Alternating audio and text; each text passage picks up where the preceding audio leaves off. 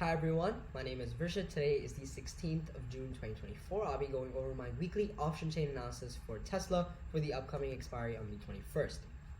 So if we zoom in here, we can see that both the CE and PE OI levels have gone down. Quantity is higher for CE, which is negative. The change is higher for CE, which is negative. Short squeeze is higher for PE, which is negative. PCR is below 1, that's negative. Both implied and historical volatility have both gone down, so that's two positives.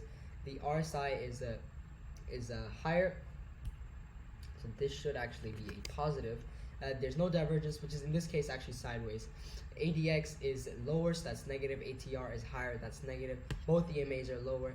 VWAP is higher, so that's positive. Pivot point is lower, that's negative. And the candlestick is a high wave, which is again neutral. Overall, the support is 150, previous week is 165, resistance is 180, previous week is 185, and the prediction based on the option chain is that Tesla goes down. So thank you for watching, enjoy, and I will see you in the next video.